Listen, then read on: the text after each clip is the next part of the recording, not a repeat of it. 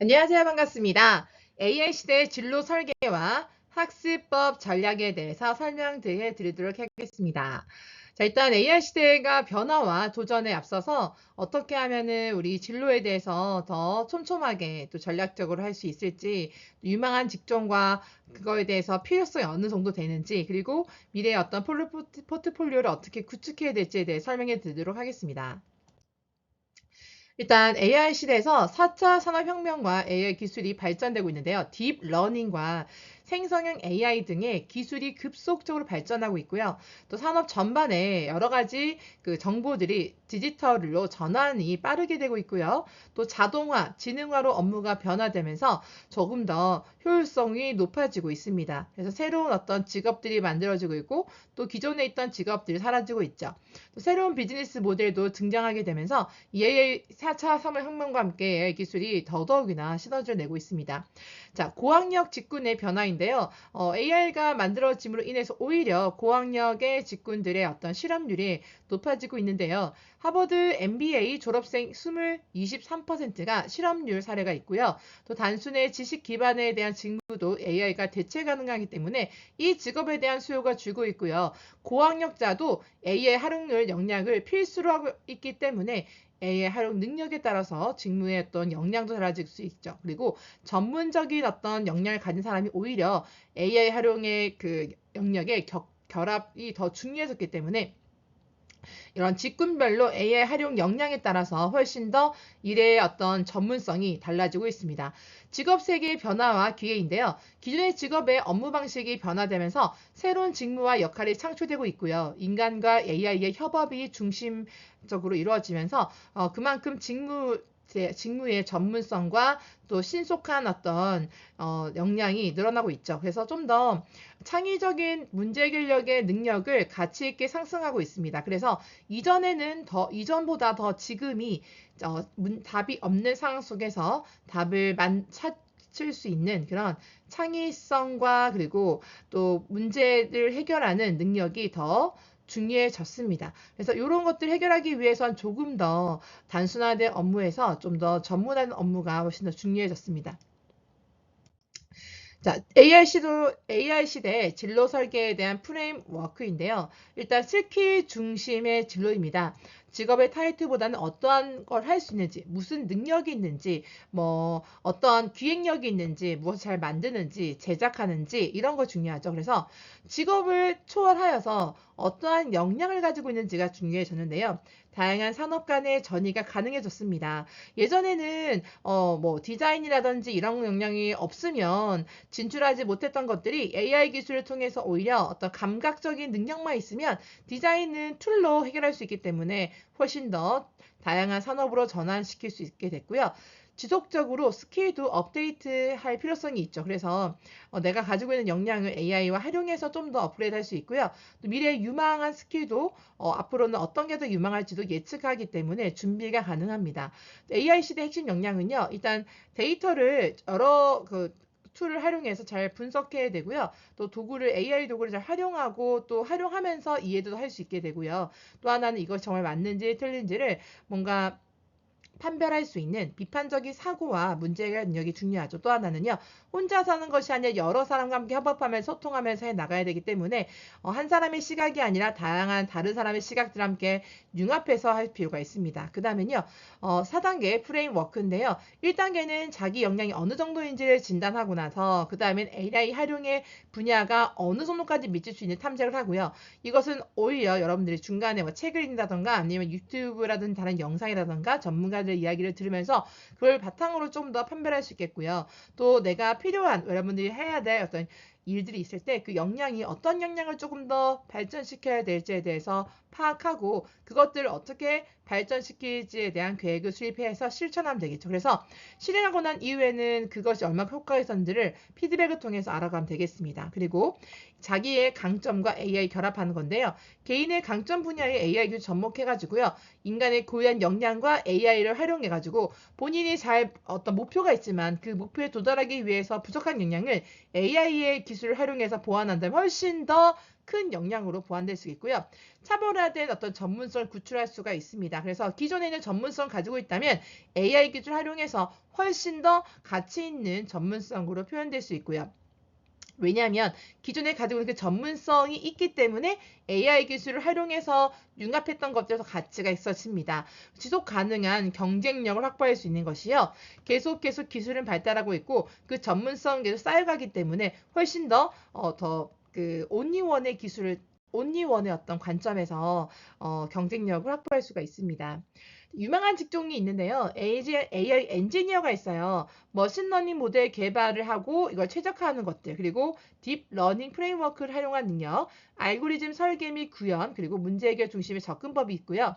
데이터 사이언티스트가 있습니다. 데이터 수집을 하고 전처리 역량을 중요시하고요. 통계적인 분석과 모델링 기술, 그리고 데이터의 어떤 시각화와 해석 능력, 그리고 비즈니스 인사이트를 도출해내는 것이 바로 데이터 사이언티스트입니다. AI 프로덕트 매니저인데요.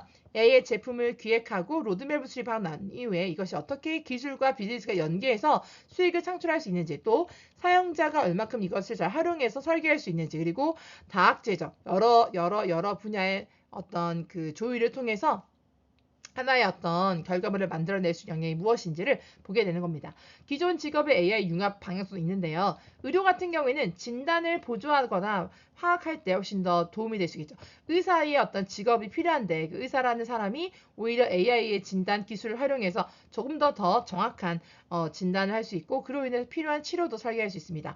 법률도 마찬가지인데요. 판례 분석하는 부분에 있어서는 조금 더 시간을 절약할 수 있기 때문에 시간을 절약하고 조금 더 많은 일을 할 수 있고 좀 더 검토한 데 시간 줄어들기 때문에 훨씬 더 효율적으로 더 정밀하게 좋은 결과를 낼 수 있게 되겠죠. 금융도 마찬가지입니다. 리스크를 분석하고 이전에 있었던 데이터를 잘 분석해서 그걸 바탕으로 앞으로 어떤 상품이 더 유리한지에 대해 상품을 추천해 주거나 또는 그 상품을 개발할 수 있겠죠. 교육도 마찬가지입니다. 맞춤 교육을 해서 개인의 어떤 역량을 좀 더 강화해 주는 맞춤 교육의 경로가 더 커지게 되고 그로 인해서 생기는 피드백을 함께 하다 보니까 훨씬 더 성장을 빠르게 할 수 있겠죠. 산업별 AI 활용 사례입니다. 제조업 같은 경우는요, 예측 장비나 품질 관리를 더 최적화해서 훨씬 더 사람들이 파악하지 못한 것도 잡아낼 수 있겠죠. 유통업 같은 경우에도요, 수요나 공급을 잘 어떤 조율해서 어떤 수요에 대한 예측으로 인해서 얼마 정도의 재고를 관리하고 또 얼마 생산해야 되는데 좀 더 체계화되기 때문에 예를 들어서 불필요한 비용을 지출하는 걸 줄여줄 수 있기 때문에 훨씬 더 도움이 될 거고요. 콘텐츠 같은 경우에도 맞춤형 콘텐츠를 추천하거나 콘텐츠를 새롭게 만드는 것 같은 경우에도 AI를 활용한다 훨씬 더 비용을 덜 들이고도 만들 수 있습니다. 공공 서비스 같은 경우에도요. 민원들을 분석해서 어떤 민원이 많았는데 그 민원에 대한 해결점을 서비스 개선으로 옮겨갈 수 있기 때문에 훨씬 더 활용 사례가 많다고 할 수 있겠습니다. 자, 그래서 AI 시대 학습법 어떻게 되냐? 일단 패러다임을 전환시켜야 되죠. 지식의 암기에서 정보 활용 능력으로 전환해야 되고요. AI와의 협업을 전제로 한 학습 방식이 되게 중요합니다. 문제 해결 중심의 프로젝트 기반 학습이죠. 탐구 활동한다든지 새로운 걸 아이디어를 내서 개발한다는 이런 것들을 계속 하다 보면은 AI 인공지능 시대에 정말 적합한 미래 인재상으로 키워질 수 있는 창의성과 문제 해결력과 탐구력과 그다음 독창성과 그리고 어떤 이런 모든 걸 종합한 능력을 기를 수 있고요. 지속적인 학습과 적응력이 중요한데 뭔가 연구를 하기 위해서 탐구를 하기 위해서 찾는 자료들은 훨씬 더 머리에 쏙쏙 들어오고 또 필요해서 찾는 정보들이기 때문에 더 집중하게 되겠죠. 그래서 그만큼 생각을 많이 하기 때문에 그로 인해서 만들어지는 결과물도 다를 것입니다. 다양한 디지털 도구를 활용한 능력도 되게 필요합니다. 이런 것들 활용해서 결과물을 만들어내는 거 중요하고요. 미래 역량 개발로 인해서 프로젝트 예를 들어 2030 프로젝트라든지 복잡한 문제 해결을 위한 시스템 사고를 해야 되고 디지털 환경에서 해방 능력도 되게 중요하고요. 불확실성 속에서도 어떤 지혜로운 판단력으로 인해서 의사결정 역량이 필요하고요. 윤리적인 판단과 책임감을 통해서 우리가 미래에 어떤 일을 진행한다 할지라도 되도록이면은 이런 법적인 문제라든지 윤리적인 문제에 시말리지 않는 것이 중요합니다. 그리고 또 하나는 자기 주도적 학습인데요. AI 도구를 활용한 개인화 학습 설계와 온라인 학습 플랫폼을 효과적으로 활용하면 되게 좋겠고요. 그래서 좀 좋은 선생님들도 우리가 온라인 플랫폼 통해서 유명한 선생님의 수업도 들을 수 있죠. 또 피드백 루프를 통해서 지속적인 개선이 필요합니다. 그래서 계속 피드백을 계속 진행해 나가면서 부족한 부분을 메꿔놔야 되고요. 학습 커뮤니티 참여와 지식 공유인데요. 이것도 마찬가지로 내가 가지고 있는 지식을 나 혼자만 아는 것이 아니라 같이 공유하면서 서로 거기에 대해서 옳고 그름을 또 이야기하면서 훨씬 더 좋은 어떤 정보의 어떤 공유가 될 수 있겠죠. 실무 프로젝트 중심의 경험이 축적됩니다. 시간이 지나면 지날수록 그만큼 여기에 일에 적응할 수 있기 때문에 그래서 경험이 축적됨으로 인해서 훨씬 더 또 효율적으로 할 수 있게 되겠습니다. 그래서 AI 리터러시와 기술적 전략은 AI를 쓸 줄 알기라고 합니다. 결국 AI를 쓸 줄 알아야 돼요. AI를 사용할 수 있어야 되고요. AI를 사용하면서 문제 해결해야 됩니다. AI의 기본 원리와 이해를 작동하고요. 머신러닝과 딥러닝의 차이점도 이해하면 좋겠고요. 데이터 중심의 사고방식을 개발해야 되고 AI 윤리와 편안성을 인식해서 비전공자도 이해가 가능한 접근법으로 AI를 배워야 되고요. 프로그래밍 학습입니다. 파이썬 기초부터 시작하고요. 데이터 분석을 라이브러리 학습을 하고요. 단계별 학습 로드맵을 설계하고요. 실습 중심의 학습 방법과 온라인 코딩 과정 활용을 통해서 프로그래밍을 학습하다 본다면 이런 AI 리터러시로서의 활동하는 데 더 도움이 될 겁니다. 또 AI 도구 활용 같은 경우에는 텐서플로우나 파이토치 기초를 이해하고요. 대규모 데이터를 강화 학습하는 능력도 필요하고요. 연구나 프로토타입이나 초보자도 마찬가지로 가능하고요. 사전 학습 모델을 활용하기도 하고 프롬프트 엔지니어 기술을 활용하기도 하고 AI 모델 파인 튜닝 방법 및 실무 적용 가능한 도구를 선택할 수 있게 됩니다. 개인 플랫폼은요. 허깅 페이스 플랫폼 활용법으로 오픈소스 AI 모델을 쉽게 활용할 수 있는 세계 최대 AI 개발 플랫폼이고요. 오픈소스 AI 모델을 탐색하고 있고 커뮤니티 기반 학습 참여와 API 연동 및 서비스 개발도 가능하고 최신 AI 개발 트렌드 사항도 파악할 수가 있게 됐습니다. 그래서 실전적인 노화 학습입니다. 결국 계획을 세우고 끝나는 것이 아니라 실제로 해야 되는데요. 학습 습관 설계는요. 1일 하루 루틴을 확립하고 스몰 스텝 접근법 활용하고요. 디지털 노트 시스템 구축해서 AI 도구로 학습 효율화를 높이고 복습 주기를 최적화하는 겁니다. 프로젝트 기반 학습은요. 실제 문제 해결 중심 학습으로서 개인 AI 프로젝트를 설계하고 단계별 목표 설정하고 결과물 피드백을 수렴해서 포트폴리오와 연계시킬 수 있습니다. 온라인 플랫폼 활용은요. 코세라, 유데미 등 활용하고요. 무크라고 하는 그 동영상 강의 사이트 통해서 선별해서 듣고요. 인터랙티브 코딩 플랫폼을 만들 수 있고요. 유료나 무료 과정 선택 기준으로 할 수 있고 또 하나는 학습 진도 관리도 할 수 있습니다.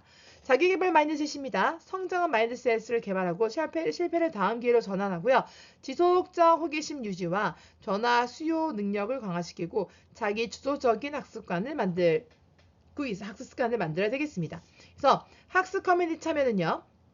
스터디 그룹의 참여 방법, 온라인 포럼 활용법, 멘토 관계 구축법, 그리고 지식 공유 플랫폼을 확대해서 네트워킹 기회가 확대될 수 있겠습니다. 미래 포트폴리오 구축하군요. AI 시대 포트폴리오의 정의의 중요성입니다. 단순한 이력서를 넘어선 역량 증명 도구이고요. 실무 능력과 문제 해결 과정을 눈에 잘 보이게 표현해야 되겠죠. AI 시대에 적합한 역량을 강조하고요. 지속적인 업데이트와 발전 과정을 기록해야 됩니다. 기술적 창의적 포트폴리오 균형은요. 기술적 숙련도와 창의적 접근으로서 하드 스킬과 소프트 스킬 균형을 표현하고 다양한 형태의 포트폴리오를 구성해서 분야별 특성화 포트폴리오 전략하고요. 그다음에 또 하나 가기 주도적 프로젝트 설계는요. 실무 연계 및 프로젝트 기획과 문제 정의부터 해결까지 과정 기록되어 있고요. AI를 활용한 프로젝트 를 수행하고 결과물의 효과적인 시각 관법이 중요합니다. 또 포트폴리오 차별적 전략은요.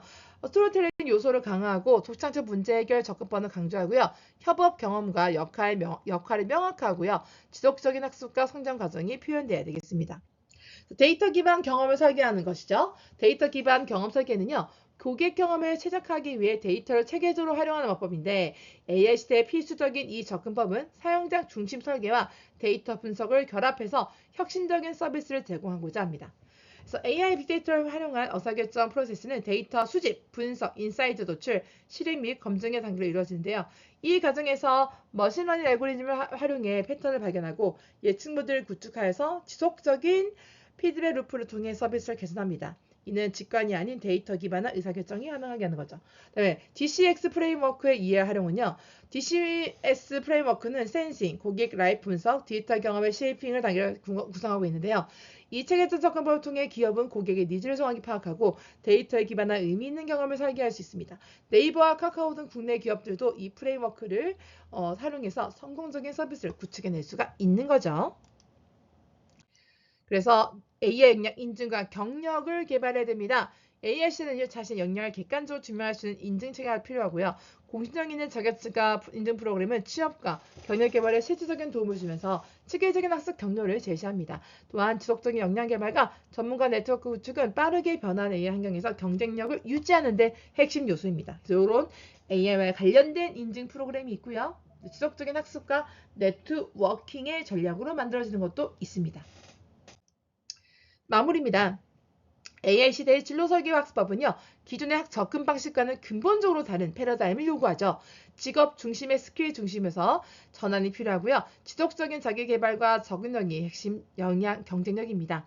AI 리터러시는요, 모든 분야의 필수 역량으로 기본 개념 이해부터 시작해서 단계적으로 접근해야 됩니다. 실천적인 학습 노하우는 일상적 습관과 프로젝트 기반 학습의 결합에 있고요.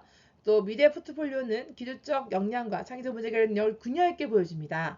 그래서 DCX 프레임워크를 통한 데이터 기반 자격증은 AI 시대의 핵심 경영력이고요. 공인된 자격증과 지속적인 네트워크는 AI 시대의 경력 개발에 든든한 기반이 됩니다. 무엇보다 중요한 것은 AI를 두려워하거나 거부하기보다는 협업의 도구로 만들어지고 인간의 고유의 창의성과 비판적 사고를 발전시키는 것입니다. AI 시대는 위기가 아닌 새로운 시대에 기대할 수 있겠죠. 그래서 이 AI 시대를 우리가 직면하면서 부정적인 생각만 가지는 것이 아니라 긍정적인 생각을 가지고 담대히 나아가면 좋겠습니다. 네, 감사합니다.